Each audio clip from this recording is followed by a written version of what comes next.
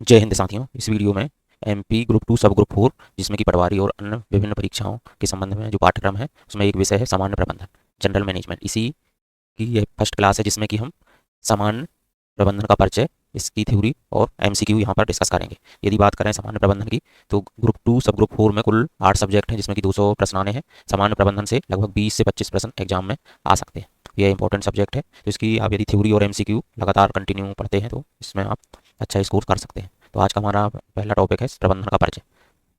यदि इसमें देखें इंपॉर्टेंट टॉपिक प्रबंधन का परिचय और उसके सिद्धांत, इससे पिछली बार सबसे ज़्यादा प्रश्न आए हुए थे सिद्धांतों से। और इसके अलावा नियोजन, पूर्वानुमान, फोरकास्टिंग, संगठन या ऑर्गेनाइजेशन, नियुक्तिकरण, अपॉइंटमेंट, डायरेक्टिंग, नियंत्रण, अभिप्रेरणा, व्यावसायिक पर्यावरण, ई कॉमर्स, वित्तीय प्रबंधन, लेखांकन और अंकेक्षण, ये सभी टॉपिक हैं जो कि सामान्य प्रबंधन विषय में इंपॉर्टेंट रोल निभाते हैं। हमारा पहला टॉपिक है प्रबंधन का परिचय।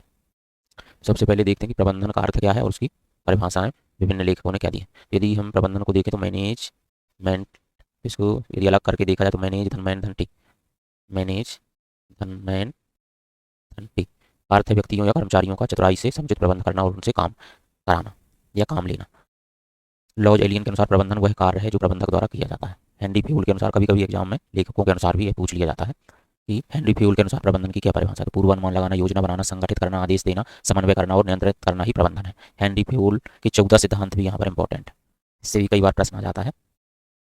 परंपरागत बनाम आधुनिक अवधारणा, पुरानी सोच के अनुसार प्रबंधन केवल लोगों से काम कराने की कला है। आधुनिक सोच के अनुसार प्रबंधन यह संसाधनों का सही उपयोग कर लक्ष्यों को प्रभावशाली तरीके से प्राप्त करने की एक प्रक्रिया है। तो इसको भी याद रखिएगा। प्रबंधन की प्रकृति और विशेषता, तो यह है एक उद्देश्य प्रधान, लक्ष्यों की सार्वभौमिक, सब जगह लागू होने वाली और निरंतर चलने वाली सामूहिक क्रिया है। प्रकृति, प्रबंधन की प्रकृति या नेचर क्या है? कला, विज्ञान और व्यवसाय तीनों का रूप है।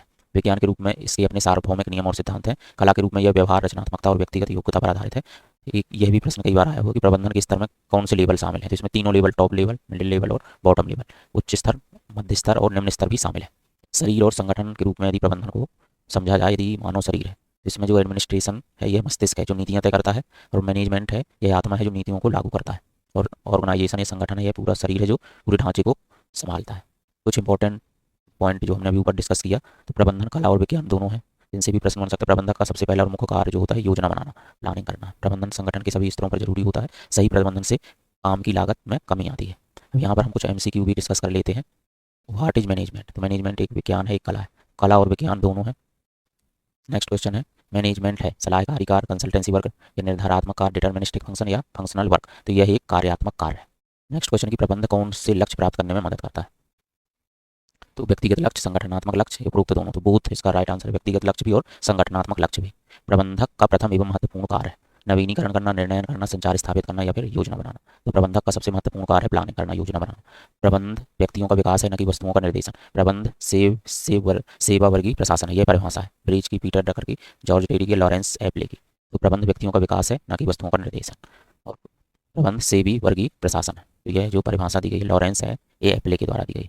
प्रबंध के कितने स्तर हैं? तो टॉप, मिडिल और बॉटम, 3 स्तर है। प्रबंध कौन सी चुनौतियों का सामना करने में मदद नहीं करता है? तो यह है प्राकृतिक विपदाओं से उत्पन्न समस्याओं का सामना करने में मदद नहीं करता, जबकि वैश्वीकरण से उत्पन्न उदारीकरण और तकनीकी विकास इन सब में मदद करता है। प्रबंध सबसे बूढ़ी कला तथा सबसे जवान पेशा है, यह कथन है लॉवेल का। प्रबंध के सिद्धांत सार्वभौमिक होते हुए भी उन्हें जड़वंत लागू नहीं किया जा सकता, यह कथन है हेनरी फेउल का। प्रबंध के सिद्धांत सार्वभौमिक होते हुए भी उन्हें जड़वत लागू नहीं किया जा सकता, हेनरी फेउल ने कहा था। यह भी इंपॉर्टेंट है। प्रबंधक को कुशल कब कहा जाता है? जब वह न्यूनतम लागत पर कार्य पूर्ण करता है। प्रबंध है पेशा भी है, कला, विज्ञान, ये सभी है। प्रबंध जरूरी है, सभी स्तरों पर जरूरी है, टॉप लेवल पर, मीडियम और लो लेवल पर। प्रबंध घटाता है लागत को, यह घटाता है। प्रबंध के सिद्धांतों की प्रकृति किस प्रकार की है? तो उस गतिशील भी है, सार्वभौमिक, लचीला। तो उपरोक्त सभी इसका राइट आंसर। वैज्ञानिक प्रबंध का लक्ष्य है कर्मचारी क्षमता में वृद्धि, प्रबंध क्षमता की वृद्धि या उत्पादन में वृद्धि। तो इसमें ऑल ऑफ दी एबव आ जाएगा। तो यह एक बेसिक क्लास थी जिसमें कि प्रबंधन वो आपको जनरली समझने में मदद मिलेगी, और इसके आगे हम कुछ एडवांस टॉपिक भी करेंगे। अभी ये बिल्कुल बेसिक क्लास थी जो कि प्रबंधन को समझने में आपको मदद मिलेगी। तो हमारे चैनल को सब्सक्राइब कर लें, और ग्रुप 2 सब ग्रुप के सभी सब्जेक्ट की क्लासेस और एमसीक्यू यहाँ पर उपलब्ध रहेंगे, और हमारी गूगल मीट पर लाइव क्लासेस भी अवेलेबल हैं। पीडीएफ नोट्स के लिए आप इस पर मैसेज कर सकते हैं। Thank you.